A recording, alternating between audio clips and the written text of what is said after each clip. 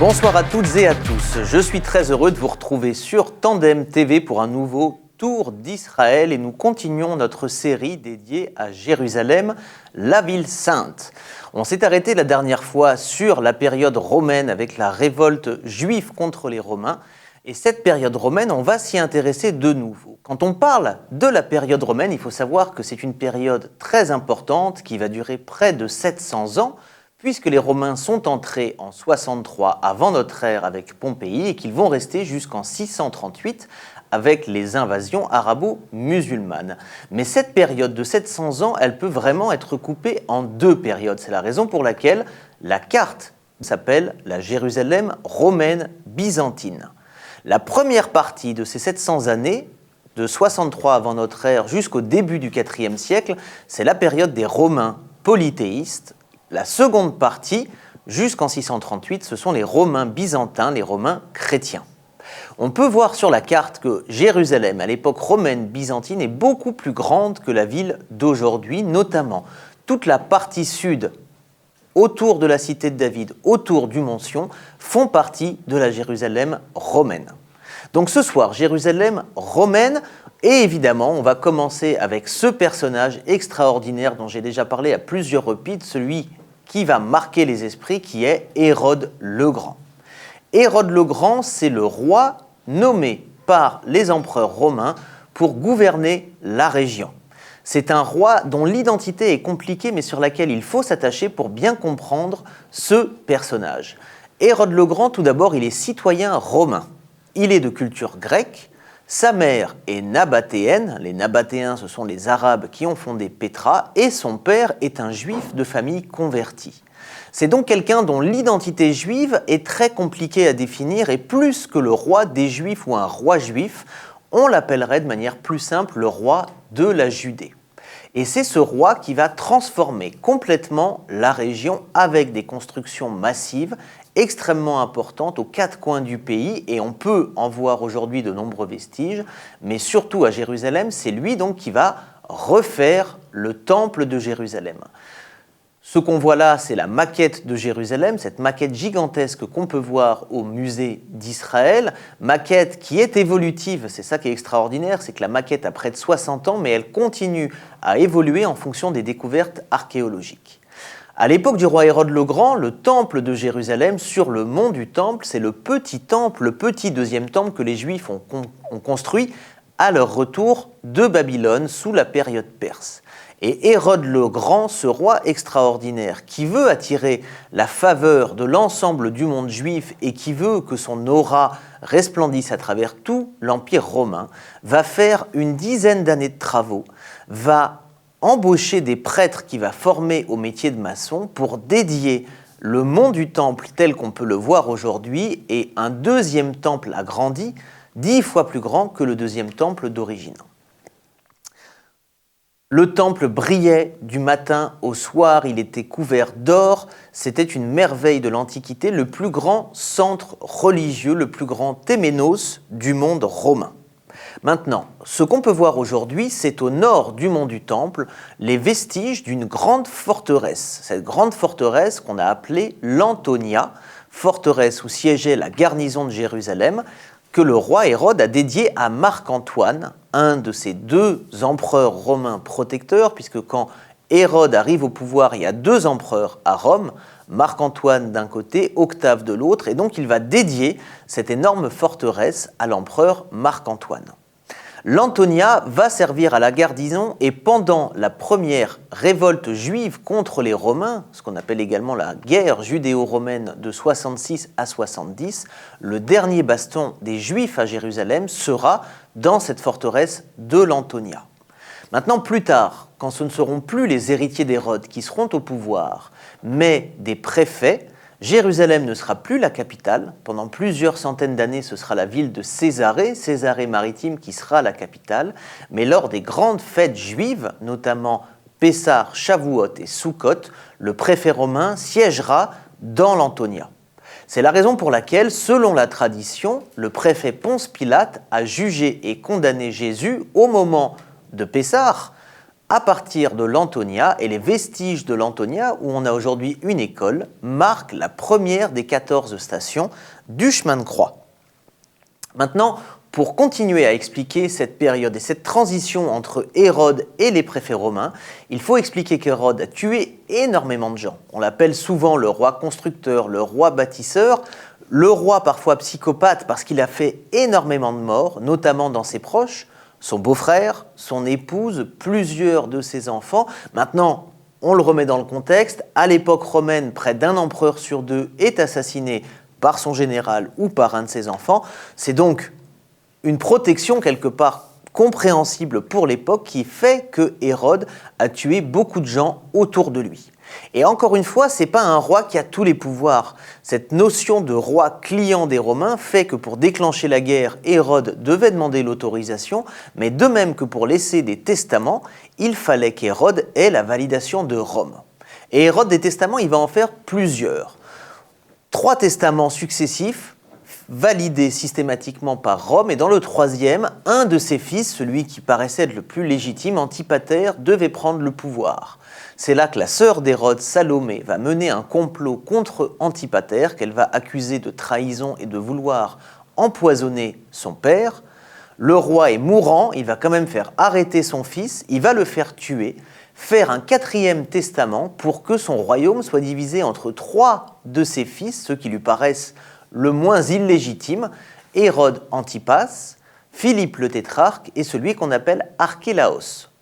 Archélaos, c'est lui qui va hériter de Jérusalem et de la Judée, Hérode Antipas va hériter de la Galilée et Philippe le tétrarque va hériter de ce qui va être le nord-est d'Israël, le plateau du Golan et une partie de la Jordanie. On voit donc la manière dont le royaume d'Hérode va être divisé parmi 3 de ses fils.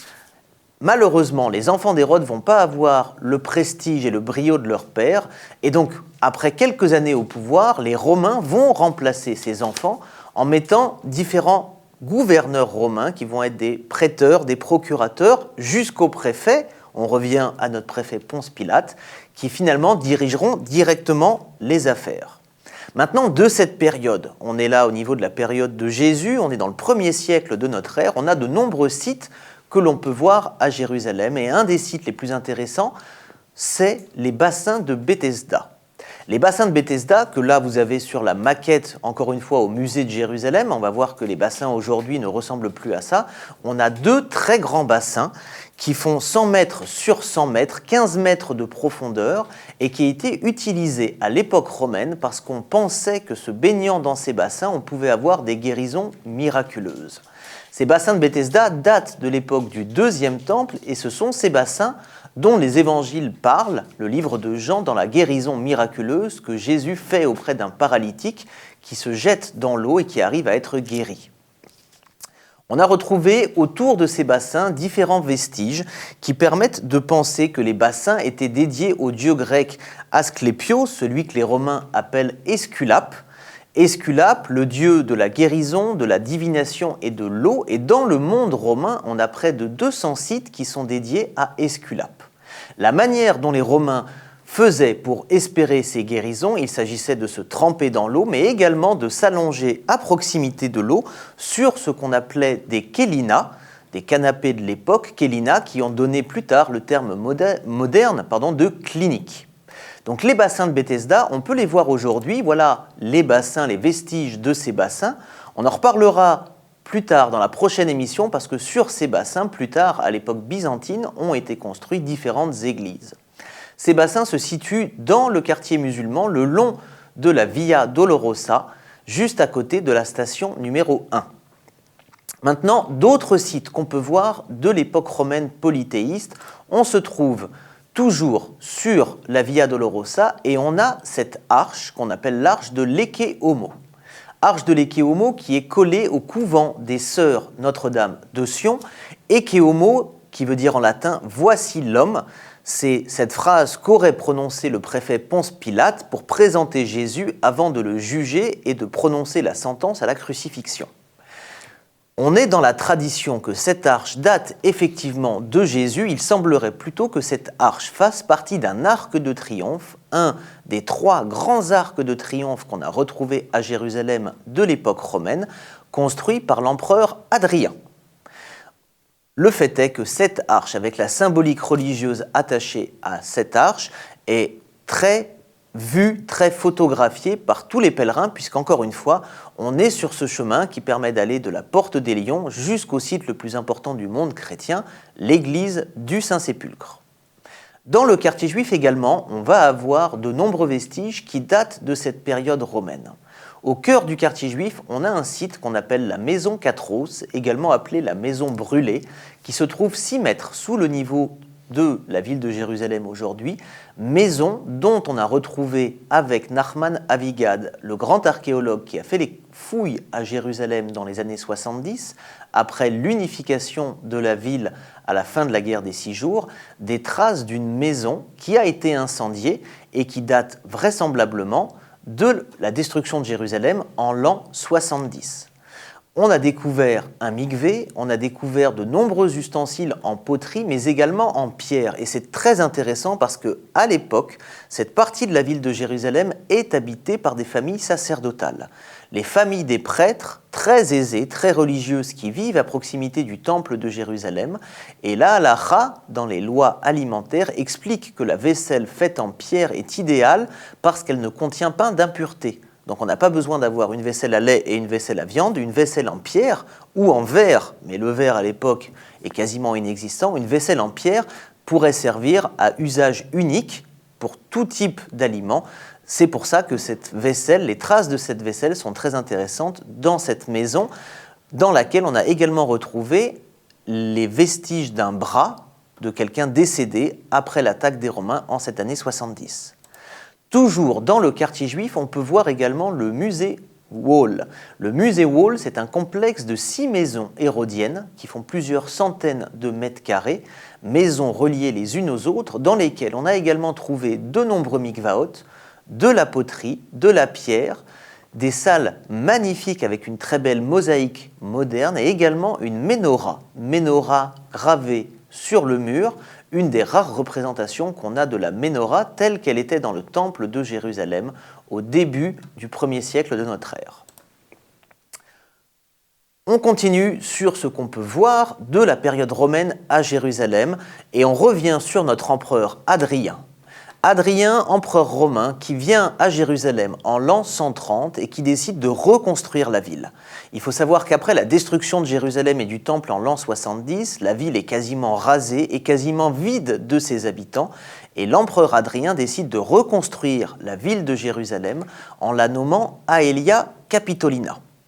Aelia Capitolina, Aelia, ça vient du prénom de l'empereur Hadrien, Capitolina, c'est la manière de dédier la ville à Jupiter Capitoline, et la volonté de l'empereur Hadrien était de bâtir un immense temple dédié au dieu Jupiter sur le mont du Temple. C'est ce qui va provoquer la deuxième grande révolte, qu'on appelle la révolte de Bar Korva, entre 132 et 135, et qui là sera un bain de sang, un carnage. On parle de plusieurs centaines de milliers de morts, et c'est de cette grande révolte que date le grand exil des Juifs dans le monde. Contrairement à l'idée répandue que l'exil et la présence juive aux 4 coins du monde viendraient de l'an 70 et de la destruction du Temple et de Jérusalem, en vérité, à part que les impôts ne sont plus payés dans le temple de Jérusalem, mais directement à Rome, la vie à Jérusalem, ville détruite, mais continue bon an mal an. Le grand exil, le grand changement vient de la fin de cette révolte de Bar Korva et de l'idée de cette nouvelle ville de Jérusalem qui s'appelle Aelia et qui pendant plusieurs centaines d'années va s'appeler Aelia. Même à l'époque des arabo-musulmans, on continue à appeler la ville Ilia qui dérive de l'Aelia décidée par l'empereur Hadrien. La porte de Damas telle qu'on la voit aujourd'hui, c'est celle qui a été refaite à partir des années 1980 avec les gradins pour mettre en avant la magnifique porte construite au XVIe siècle par le sultan Sulayman le Magnifique. Mais là encore, on a les traces d'un des arcs de triomphe romains. Je vais vous montrer un gros plan de ce qu'on peut voir en bas à gauche de la porte de Damas d'aujourd'hui. En bas à gauche de la porte, on peut voir les vestiges d'un petit arc. Et au-dessus de ce petit arc, il faudra faire un très gros plan, on peut à peine visibles, voire les lettres A, C, A, C, D, D. Il ne s'agit pas d'un groupe de rock, il s'agit des premières lettres qui mentionnent Colonia Aelia Capitolina Decreto Decurionum, ce qui signifie la ville d'Aelia Capitolina selon le commandement des 10 gouverneurs. Et c'est la trace que l'empereur Adrien a laissée à Jérusalem. On avait évidemment de l'autre côté de la porte un autre arc et 2 grandes tours. Tout ça, on en a les vestiges. On peut les voir quand on passe sous la porte de Damas, de ces constructions romaines massives qui datent du IIe siècle. Je vous ai parlé tout à l'heure de 3 arcs de triomphe. Le 3e, il a été découvert de manière fortuite à la fin du XIXe siècle, quand l'Église russe a décidé de construire un hospice pour accueillir les pèlerins russes qui venaient à Jérusalem. Et donc dans le cœur du quartier chrétien, ils vont acheter un petit bout de terre et commencer la construction d'une grande église dédiée à Alexandre Nevski. Alexandre Nevski, c'était un général russe qui a permis à la Russie d'agrandir ses frontières au Moyen-Âge. C'était le saint patron du tsar Alexandre III. C'est la raison pour laquelle cette grande église, hospice-église, a été construite. Et quand ils ont fait les travaux, ils ont découvert des vestiges de la première église du Saint-Sépulcre construite en 324 par Constantin, mais également les vestiges du 3e arc de triomphe qu'on peut voir à Jérusalem et qu'on peut toujours observer aujourd'hui en rentrant dans cette église russe. Vestiges, en veux-tu, en voilà, on repart dans le quartier juif où on peut observer au mur une copie de la carte de Madaba. Cette carte, elle est exceptionnelle parce que c'est la première carte détaillée de Jérusalem. Alors la carte montre Jérusalem à une période précise, 4e, 5e siècle, avec des églises qui ensuite ont été détruites lors des invasions perses et musulmanes. Mais sur la carte, ce qu'on peut voir qui date avant la période byzantine, ce sont les 2 cardines, les 2 cardos qui traversent Jérusalem que je vous ai mis ici en valeur. Tout à gauche, vous avez la porte de Damas, cette immense porte avec ce pilier. Le pilier, c'est la borne kilométrique qui marque le kilomètre zéro de la sortie de la ville fait par les Romains. Et on appelle encore en arabe la porte de Damas Bab el-Hamoud, la porte du pilier. Au-dessus, on a le cardo oriental que les archéologues ont fini d'excaver, que j'ai eu le plaisir de voir en exclusivité et qui sera ouvert au grand public d'ici quelques mois. En dessous, ce grand cardo occidental dont on voit les colonnes en noir et qui traverse la ville du nord au sud. Sur cette carte, le nord est à gauche, le sud est à droite, le cardo reliant la porte de Damas au mont Sion. Et le cardo, la partie la plus connue du cardo, c'est celle qu'on peut voir dans le quartier juif, cette partie située sous le niveau de la ville actuelle, où on voit ces immenses colonnes et cette voie romaine de 22 mètres de large qui faisait de Jérusalem la ville la plus importante à l'époque byzantine. Le dernier lieu très important que je vais vous présenter, où on peut également voir des vestiges de cette époque, se situe au cœur du quartier chrétien. Selon la tradition, on a le lieu du Golgotha. Golgotha voulant dire le crâne en araméen, un lieu qui, à l'époque de Jésus, était situé à l'extérieur de la ville. Et on a l'église du Rédempteur dans laquelle on a fait des fouilles et on a découvert des traces du mur de Jérusalem de l'époque de Jésus, montrant bien que ce lieu du Golgotha, sur lequel plus tard les Romains vont construire un temple, les chrétiens une église, se situait à l'époque de Jésus à l'extérieur de la ville de Jérusalem. C'est donc à cet endroit que les Romains vont construire un immense temple dédié à Vénus et Jupiter. Et pour les premiers judéo-chrétiens, puis les premiers chrétiens, ce temple aura pour but de les empêcher d'aller sur le lieu de la crucifixion et sur le lieu du tombeau du Christ. Et c'est précisément à cet endroit que les Romains devenus byzantins vont découvrir la croix de la crucifixion, détruire ce temple pour ériger l'église du Saint-Sépulcre. C'est ce que nous verrons lors de la prochaine émission, la deuxième partie de la Jérusalem romaine à l'époque byzantine, grâce à un personnage qui a également marqué la région, l'empereur Constantin. Merci beaucoup de m'avoir suivi pour ce tour d'Israël dédié à la Jérusalem romaine. À très bientôt sur Tandem TV.